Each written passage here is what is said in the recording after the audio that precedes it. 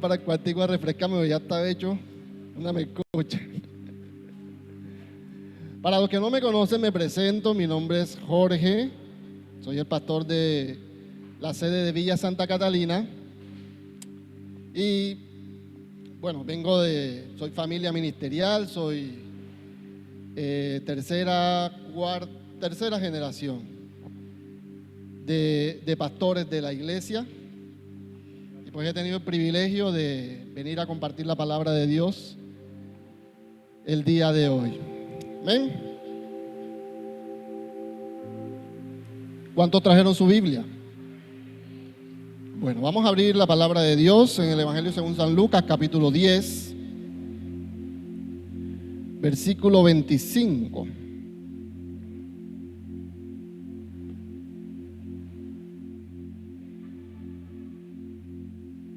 Cuando todos tengan pueden decir amén.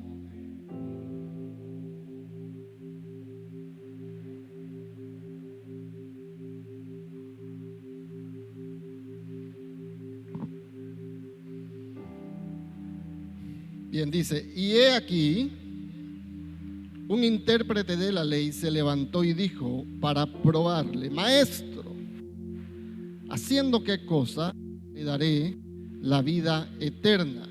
Y él le dijo: ¿qué está escrito en la ley? ¿Cómo lees? Aquel respondiendo dijo: amarás al Señor tu Dios con todo, con toda, con todas y con toda, y a tu prójimo como. Y le dijo: bien has respondido, haz esto y vivirás. Pero él, queriendo justificarse a sí mismo, le dijo a Jesús: ¿y cuál es la pregunta? ¿Y quién es mi prójimo? Quiero que le digas al que está a tu lado: ¿quién es mi prójimo? Amén. Estamos hablando de una situación no poco común en la estancia de Jesús con nosotros en la tierra. Él era continuamente tentado, probado, para ver qué respondía, para ver si tenían algo con qué atacarle, con qué perjudicarle en su imagen pública, ¿no? Y pues uno de estos sabios, uno de estos hombres estudiosos de la ley, era un intérprete, es decir, una persona que se sabía la palabra al derecho y al revés. En ese entonces estábamos hablando de la Torá, de la ley de Moisés. Era alguien que lo había estudiado desde su niñez y era un experto en todo ese tema. Y como experto quería probar a Jesús. Vino ante él y le dijo: Maestro, y la Biblia fue muy clara al expresar la intención del hombre, quería probarle. Dijo: Maestro, ¿qué tengo que hacer para heredar la vida eterna? Ahora, no sé cuántos de aquí saben jugar póker. ¿Sí conocen qué es el póker? El juego de cartas, Ese juego se caracteriza porque yo no lo sé jugar, no conozco las equivalencias, no conozco las manos, pero sé de qué se trata. El póker se trata de engañar al oponente. ¿Cómo lo engaña? Haciéndole creer que usted tiene una mano más alta que la que realmente tiene, unas cartas con más valor de las que realmente posee, ¿verdad? Entonces, ¿qué quería el hombre? Quería probar a Jesús, quería ver si Jesús tenía la respuesta a una pregunta bastante complicada en ese entonces. ¿Por qué era complicada? Porque se estaban debatiendo entre qué era primero: obedecer la ley o interpretar la manera correcta de la ley, que fue lo que Jesús vino a hacer. Jesús vino a hacer cumplir la ley, pero no la ley literal, sino la ley rema, es decir, la revelación, el sentido real de la ley, ¿verdad? Esa interpretación era algo que se lograba con el Espíritu Santo de Dios, cosa que aquellos hombres estudiosos no poseían. Amén. ¿Me están siguiendo hasta aquí? Ok.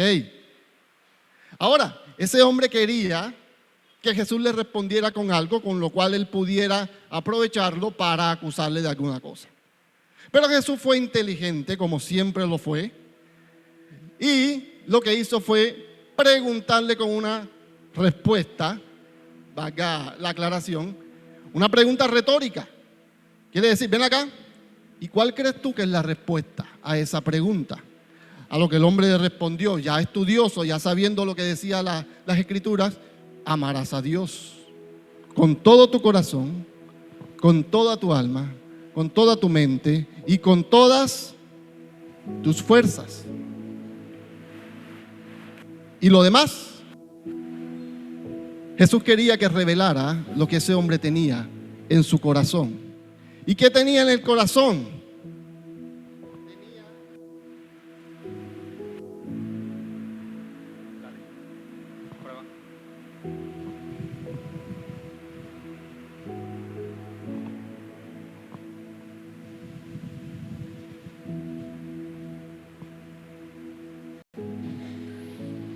Sí, ok.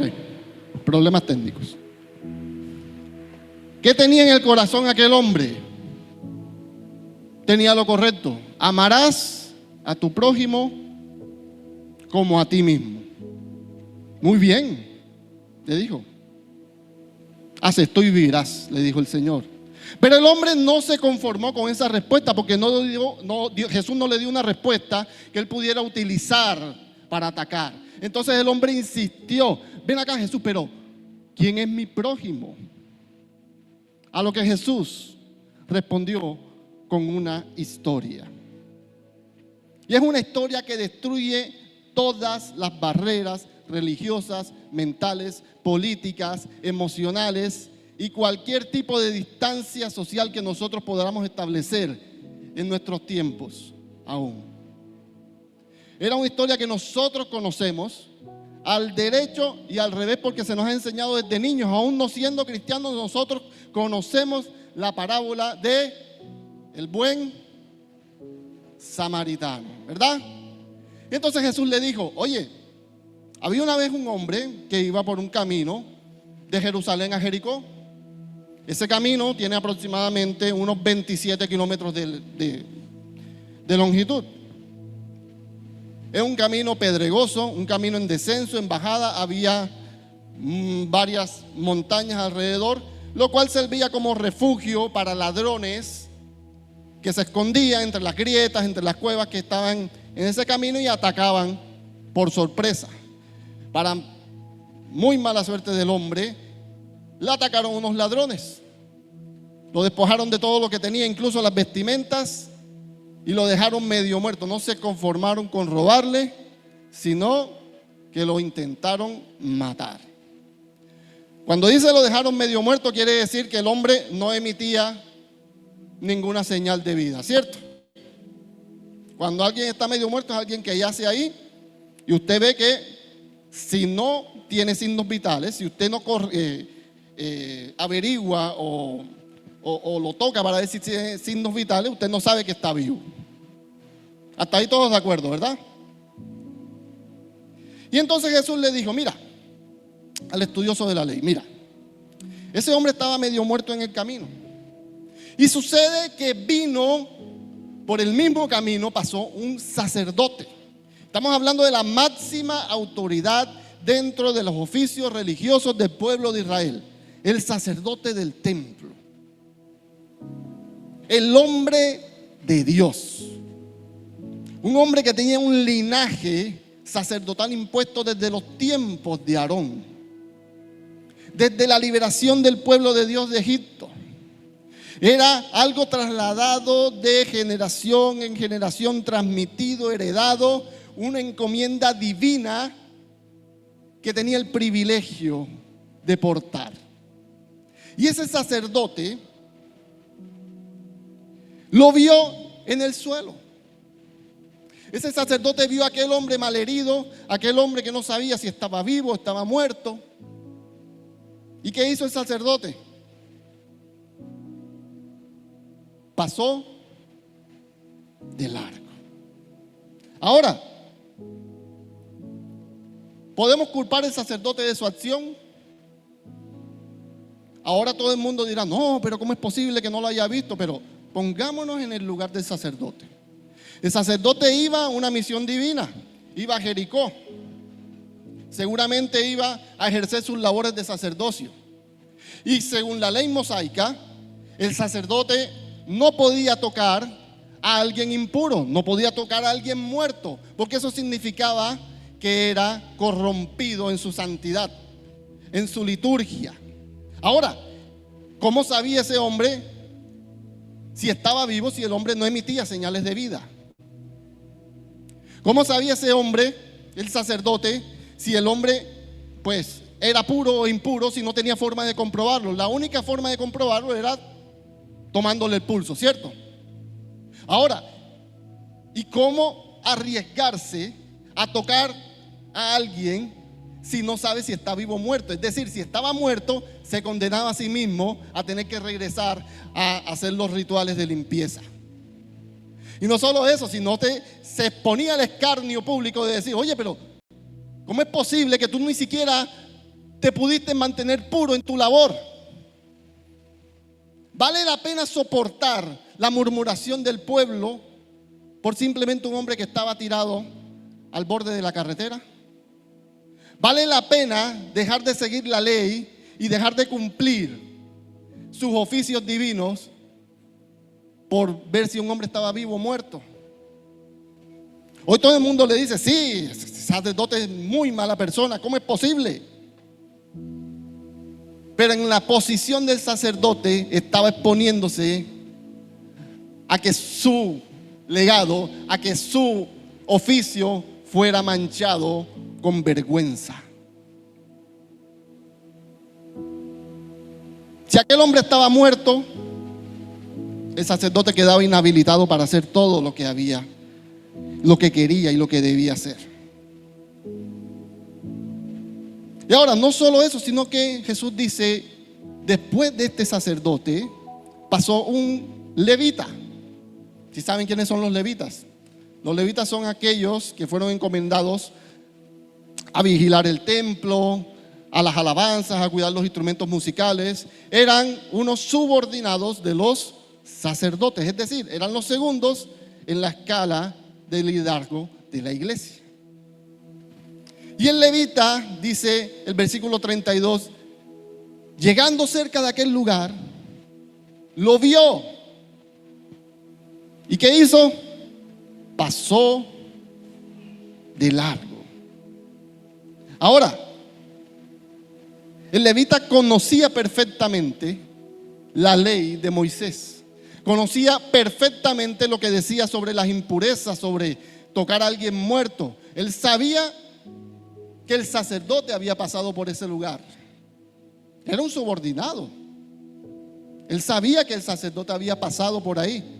Y si el hombre permanecía ahí, significa que el sacerdote lo había dejado ahí.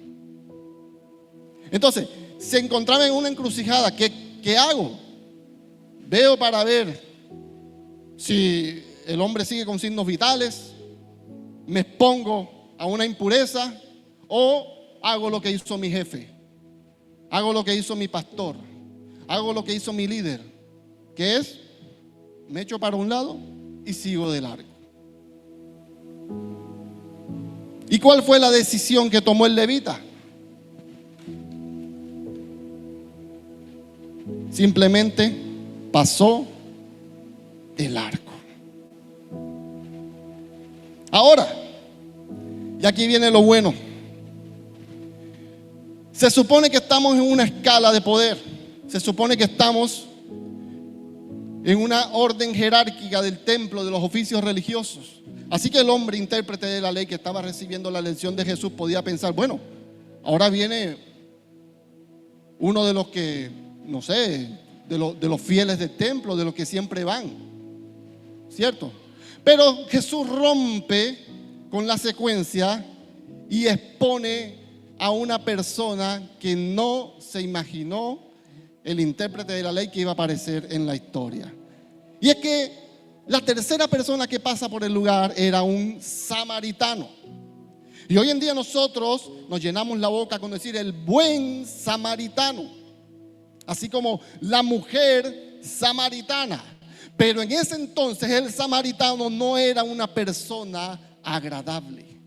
El samaritano no era una persona que cayera bien a los judíos. Eran unas personas que despreciaban. Eran unas personas contra las que tenían muchos prejuicios. Los samaritanos, lo dice la mujer samaritana, los samaritanos y los judíos no se pueden ni ver. Ahora, un intérprete de la ley, alguien que fue establecido en los oficios divinos, se encontraba con la disyuntiva de que pasó un sacerdote y no vio al hombre, pasó un levita y se fue de largo, y llegó un samaritano. Si alguien en el pueblo de Israel despreciaba a los samaritanos, eran los hombres de la ley. Si alguien en el pueblo judío tenía muchos prejuicios sobre el pueblo samaritano de Samaria, eran los hombres que interpretaban la ley. Ahora imagínense, el hombre escucha que era un samaritano el tercero y enseguida frunció el ceño. ¿Cómo así? ¿Cómo es posible? Y no solo eso, sino que Jesús sigue la historia y dice: el samaritano pasó, vio al hombre, curó sus heridas, le echó aceite, le echó vino antiséptico, lo montó sobre su caballo, su burro, lo que cualquier animal que estuviera utilizando, no lo especifica, y lo llevó hacia la ciudad, hacia Jericó. Y no solo eso, sino que lo llevó a una posada, le pagó al dueño de la posada y le dijo: cuídalo, y cualquier cosa que gaste, yo te lo pagaré cuando ¿qué? Cuando regrese. Jesús tenía una particularidad, y es que Jesús proyectaba la obra redentora de la cruz del Calvario en casi todas sus historias. ¿Cómo podemos identificar esto? Porque el buen samaritano, como le conocemos ahora, se acercó, curó sus heridas, lo montó, lo llevó sobre sí, le dio un hogar, pagó por sus gastos y le prometió regresar. ¿Ha escuchado eso alguna vez? Nuestro Dios, Jesús, vino acá con nosotros, sanó nuestras heridas, cargó con nuestras culpas, pagó nuestras deudas y ha prometido regresar por su pueblo. Amén. Y entonces, concluyendo la historia, Jesús le pregunta al hombre: bueno, ¿y quién crees tú que es el prójimo de aquella persona? ¿Y saben lo que le dijo el hombre? La tercera. Estaba tan contaminado con tanto resentimiento, con tanto odio, con tanto racismo hacia los samaritanos, que ni siquiera fue capaz de decir el samaritano. ¿Sí notaron ese detalle? No fue capaz de decir: sí, fue el samaritano. No, fue la tercera que lo recogió.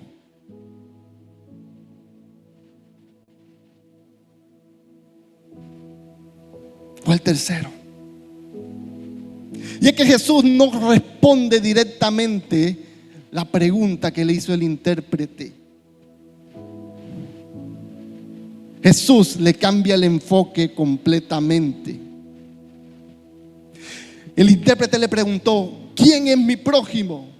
Y Jesús le respondió: ¿quién se comportó como el prójimo?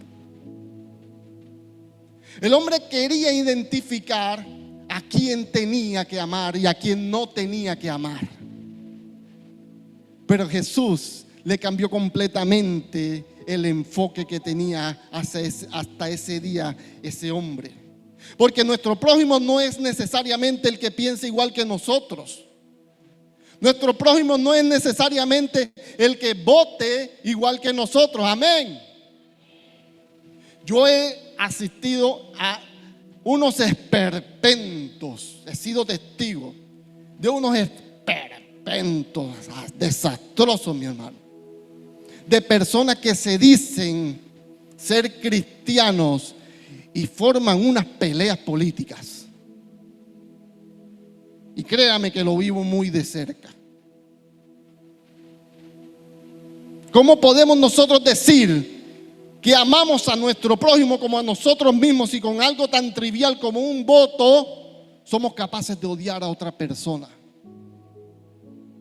Si nos dejamos contaminar con personas que fundan en nosotros resentimientos sociales porque uno tiene y el otro no tiene. ¿Cómo es posible que nosotros hagamos caso omiso a la palabra de Dios? Y decimos, no es posible que ese sea el candidato de Dios. Tiene que ser este porque este es el que dijo tal cosa, lo que me conviene a mí. Esta palabra la dije el domingo pasado en Villa Santa Catalina y la repito el día de hoy. La obra que Dios tiene para ti está por encima de cualquier presidente. No te angusties por lo que vaya a pasar el domingo que viene. No te angusties por animales. No te angusties por personas que tienen ideologías extremas. No te angusties porque tu destino está en las manos de Dios. ¿Cuántos creen esa palabra? Aleluya. No podemos decir que amamos a nuestros hermanos si lo primero que tenemos es un rifle en la boca esperando a que se equivoque para decirle en qué se equivocó, por qué se equivocó, cuándo se equivocó y a qué hora se equivocó. No podemos estar con un segundo mandamiento tan importante cumpliéndolo de manera superficial a conveniencia nuestra, a lo que a nosotros nos parece. Y es que esa es la mayor maldición de un cristiano. La famosa frase, a mí no me parece. Ahora tú pregúntate, ¿en qué momento te preguntó Dios a ti si algo te parecía o no? ¿En qué momento Dios te dijo, mijo, si a ti te parece, haz esto o haz aquello? ¿En qué momento Jesús le dijo a aquel, ¿cuál crees que debe ser tu prójimo? No, Él le dijo, ¿cuál es tu prójimo? Y no es el que a ti te parezca, es el que tiene necesidad de ti. Y nos llenamos la boca de decir, sí, amo a Dios y amo a mis hermanos, pero amo a los hermanos que piensan como yo. Amo a aquel que se viste igual que yo. Amo al que tiene el mismo equipo de fútbol que yo. Amo al que vota igual a mí. Y si no lo puedo amar. Porque él está equivocado. Porque piensa diferente. El sacerdote y el levita no eran malas personas.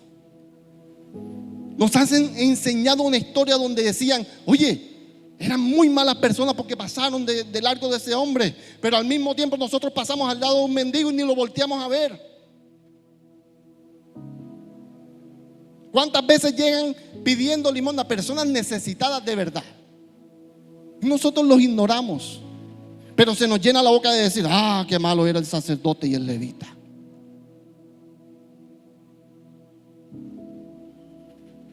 Y es que interpretamos las necesidades según lo que nosotros creemos que deba ser.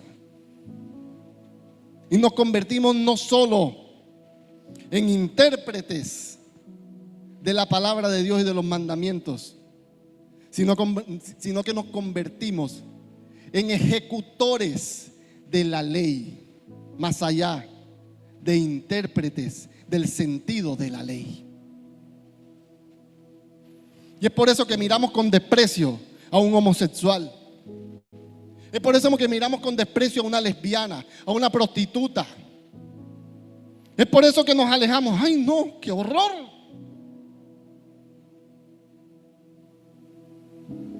A un joven rebelde lo miramos de lejos.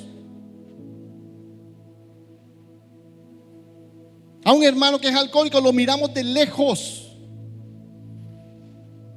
Una vez una hermana de la iglesia, estábamos en una reunión y nos dijo: yo fui a visitar al hermano tal y estaba en su casa y tenía un vallenato puesto. Y yo le dije: mira, si usted no quita ese vallenato, yo me voy de aquí. Yo enseguida le dije: ¿pero qué hiciste? ¿Cómo se te ocurre? ¿Quiere decir que tú te vas a gozar con ese vallenato? No. Quiere decir que tú estás con él, cualquiera que sea su circunstancia. Y Jesús estaba lleno de esos ejemplos. Jesús se metía con la peor escoria de la sociedad judía. Cuando estaba con Mateo, todos venían a decirle: si ese fuera profeta, viera, se diera cuenta de dónde estaba metido. Ese no es ningún profeta porque mira con quién anda. Mira cómo está con ese tipo que es un ladrón, un recolector de impuestos, que era lo más odiado de esa época porque servían al imperio romano. Y ahí está metido. ¿Qué van a decir de él? Cuida tu testimonio. La frase más sobrevalorada de la historia. Y aquí viene el título del mensaje. Nos enfocamos tanto en tener las manos limpias cuando Dios lo que nos pide son manos sucias. Cuando Dios lo que nos pide son acciones que generen el entendimiento del amor de Dios. ¿Cómo alguien va a saber si Dios lo ama si lo que tú haces como cristiano es alejarte?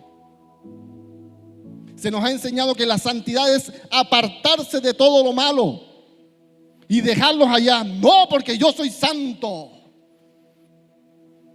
Yo no puedo estar con esa persona porque yo soy santo. Jesús no hizo eso. Jesús vino a buscar lo que se había perdido. Dios mío, pero tú, ¿por qué no estás en el templo enseñando con los rabinos? No. Yo vino a enseñarle a esos que todavía no saben que Dios los ama, que Él piensa en ellos cada día de la vida. Yo vino a demostrar el amor de Dios a cada criatura. Nos volvemos legalistas. Nos volvemos legalistas porque el conocimiento se ha impuesto a la revelación. ¿Sabe qué es el legalismo? El legalismo no es seguir la palabra de Dios. No. El legalismo es buscar la inocencia por encima de la gracia. El legalismo es el ejemplo que Dios puso, que Jesús puso, cuando dijo: una persona se acercó a orar y dijo: mira, gracias Dios, porque yo no soy como ese. Gracias porque yo soy un hombre de sana doctrina. Gracias porque a mí no me ven con personas de dudosa reputación. Gracias porque yo voy todos los días a la iglesia. Y están convencidos de que cuando lleguen al cielo Jesús les va a decir: buen siervo fiel, porque fuiste a todos los ayunos, fuiste a todos los cultos, te libraste de todas las personas malas y aquí estás, apartadito, bien habitando en tu burbuja.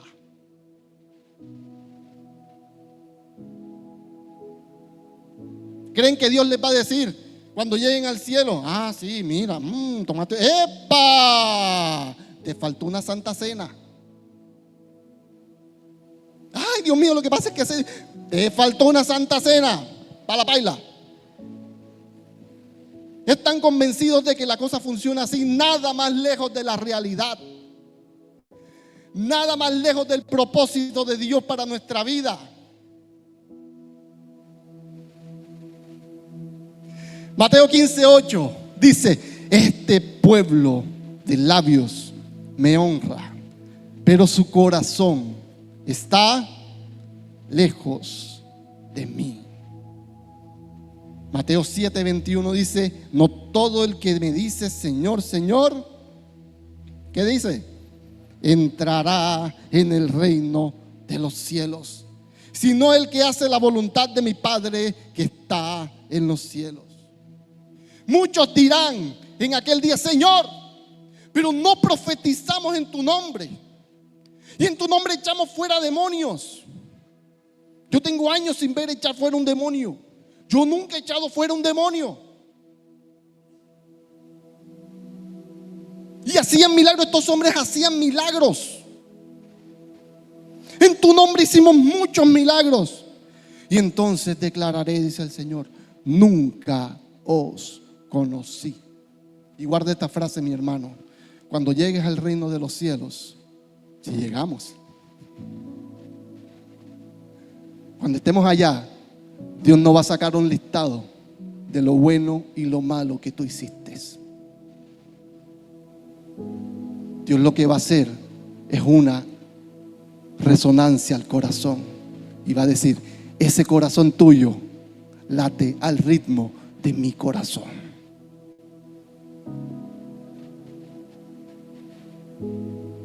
Cuando Dios le estaba hablando a Salomón, le dijo: tu padre fue un hombre cuyo corazón era conforme a mi corazón. Ahora usted escucha: el rey David, sí, grande. Y la historia del rey David es magnífica, grandilocuente, ungido, despreciado, 40 años vagando hasta que fue coronado rey en reemplazo de Saúl. Pero el rey David también fue un asesino. El rey David también fue un traicionero, también fue un adúltero. Tuvo una familia desastrosa.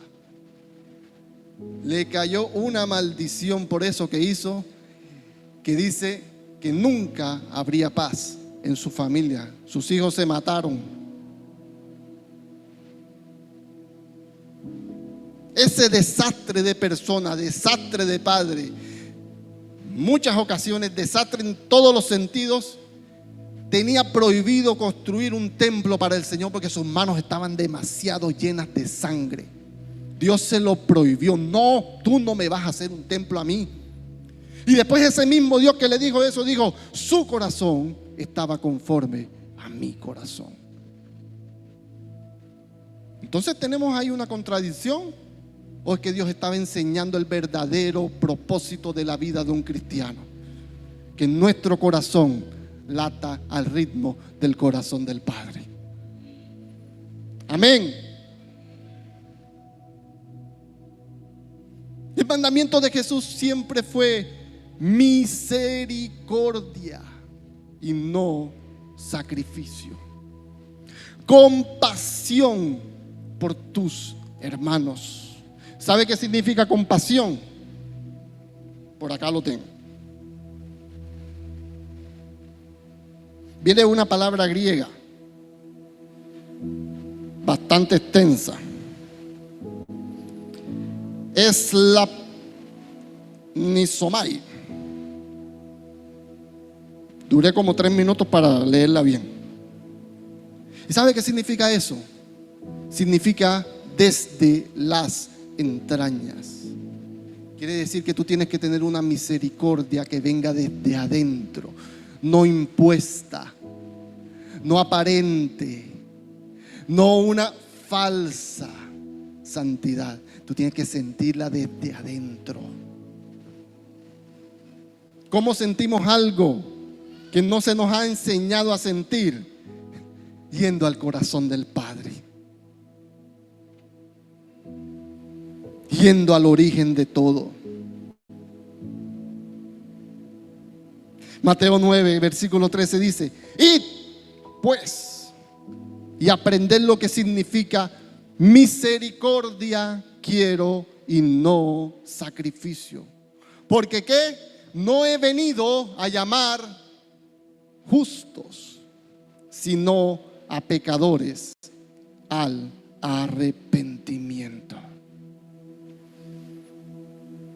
Y en esa misión es donde uno tiene que ver al hombre tirado al costado y no pasar de largo, sino ensuciarse las manos. Y ensuciarse las manos cuesta. Ensuciarse las manos incomoda. Ensuciarse las manos nos desvía de nuestra rutina, pero nos enseña a ver cómo late el corazón de Dios. Ensuciarse las manos cuestiona nuestra reputación. Yo cuando veo a algún cantante, algún mensaje, predicador, pastor, lo que sea, en YouTube o en las redes sociales, en ocasiones me pongo a ver los comentarios. Mi hermano, y eso es el purgatorio. Qué cantidad de críticas, qué cantidad de personas de la ley diciendo esto no es así por esto y esto y esto y esto y esto y esto. Este persona ya era mi ídolo y ya se me ha caído. Pecador, lo que más dicen, apóstata. Y se llenan la boca. Lo dicen con un orgullo. Y dicen, wow, me sentí bien condenándolo. Se sintió rico. Se sintió rico justificándome a mí, condenando al otro. Porque lo que busca es mi satisfacción y no la salvación de aquel que lo necesita. No interpretamos, no ayudamos, condenamos. Así como hizo Jesús, amén. No, Jesús no vino a condenar, Jesús vino a buscar lo que se había perdido. La pregunta para nosotros no es, bueno, tengo que averiguar quién necesita de mi ayuda. No. La pregunta para nosotros es si estamos dispuestos a ensuciarnos las manos como Jesús lo hizo. Porque la parábola apunta finalmente a la obra de Jesús. Nosotros éramos aquel hombre herido. Nosotros éramos incapaces de salvarnos. Nosotros estábamos abandonados, despreciados y sumidos en el pecado. No teníamos ninguna esperanza. Pero Cristo llegó a nuestra vida cuando nadie más lo hizo. Lavó nuestras heridas, pagó el precio de nuestra salvación. Y hoy tenemos una esperanza porque Él se ensució las manos con nosotros. Amén. Isaías 53, versículo 4 dice: ciertamente llevó Él nuestras enfermedades y sufrió nuestros dolores, y nosotros le tuvimos por azotado, por herido de Dios y abatido. Mas Él herido fue por nuestras rebeliones, molido por nuestros pecados. El castigo de nuestra paz fue sobre Él, y por su llaga nosotros fuimos curados. Por eso la verdadera pregunta que hasta el día de hoy sigue resonando no es quién es mi prójimo, sino a quién estoy pasando de largo. Esto, mi amado, no es un museo de santos. Y esa frase la han escuchado miles de veces. Esto no es un museo de santos. Esto es un hospital. Es un hospital para el que viene enfermo, reciba sanidad. Para los que vienen enfermos del cuerpo, reciban la curación, la sanidad de sus enfermedades. Y para los que vienen enfermos del corazón, reciban esperanza. En su mandamiento final Jesús dijo: id y haced discípulos en Jerusalén, En toda Judea. Bien, Jesús. En Samaria. ¿Cómo? En Samaria. Pero Señor, si la salvación viene por los judíos, sí, la salvación viene por los judíos para el resto de la tierra. Cuando Dios le habla a Abraham y le dice: en tu nombre bendeciré, por medio de ti bendeciré a todas las naciones de la tierra. No podemos tomarnos la exclusividad de la salvación para nosotros, sino que tenemos que tener la mentalidad de que por medio de nosotros serán benditas todas las naciones de la tierra. Y eso incluye desde los que estamos aquí hasta tus vecinos, hasta tus familiares, hasta todo aquel que necesite escuchar una voz de esperanza. Tenemos que ensuciarnos las manos para servir, para restaurar, para levantar al caído y para amar a otros como Cristo nos amó a nosotros. Y la respuesta de Jesús, que le dijo a aquel estudioso de la palabra, sigue siendo la misma hoy en día para ti y para mí. Ve y haz tú lo mismo. Amén. Cierra tus ojos ahí donde estás.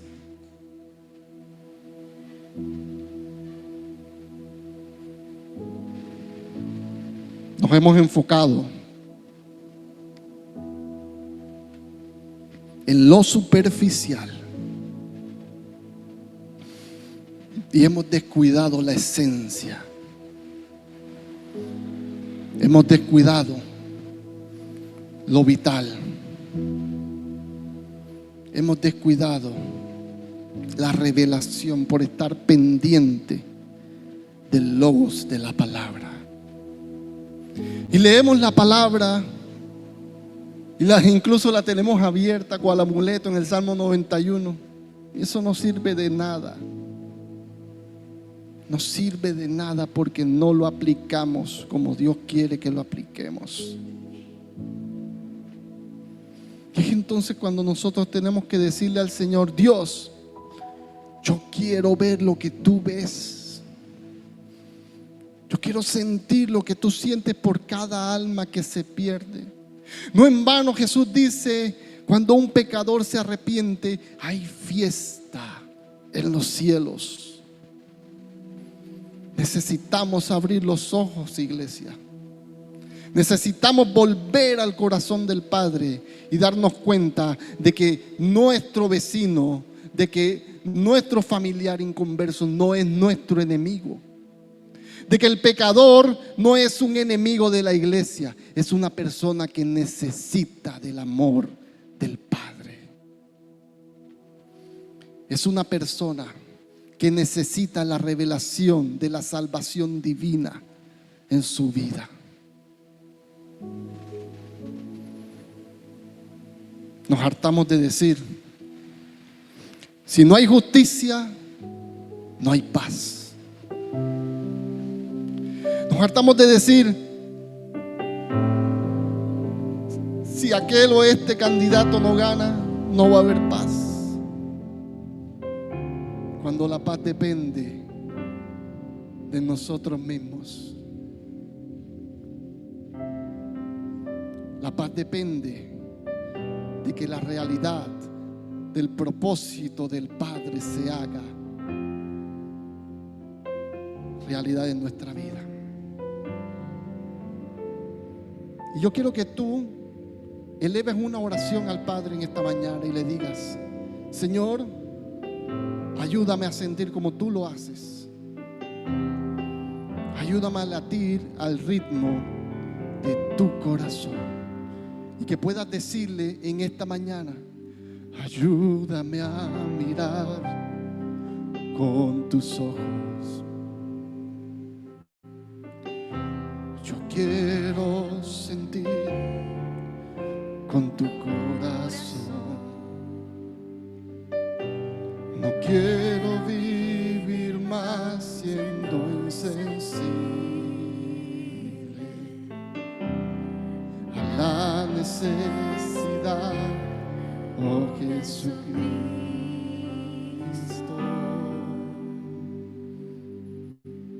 Díselo de nuevo. Ayúdame a mirar con tus ojos. Yo quiero sentir con tu corazón. No quiero vivir más siendo insensible a la necesidad, oh Jesucristo. Y entonces sí podemos decir: te pido la paz para mi ciudad. Te pido perdón por mi ciudad. Ahora me humillo y busco tu rostro. ¿A quién iré, Señor, sino a ti? ¿Qué te parece si te pones de pie en esta mañana y le dices: te pido la paz para mi ciudad, te pido perdón por mi ciudad, ahora me humillo y busco tu rostro. ¿A quién iré, Señor, sino a ti? Díselo de nuevo. Ayúdame a mirar con tus que se escuche como una oración de corazón. Dile al Padre: yo quiero sentir con tu corazón. No quiero vivir más siendo insensible a la necesidad, oh Jesucristo.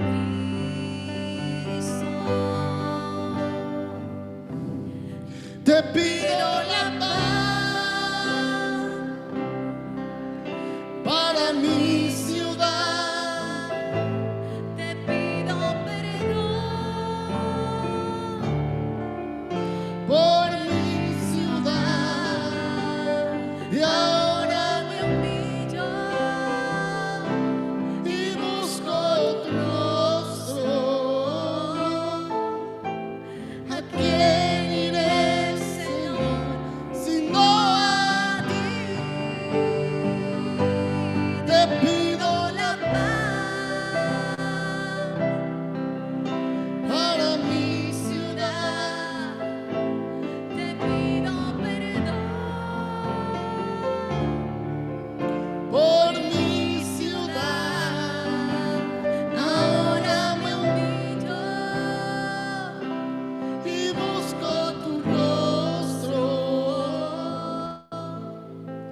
¿A quién iré, Señor, sino a ti? Y Padre, en esta mañana te pedimos que alinees nuestro corazón con tu corazón.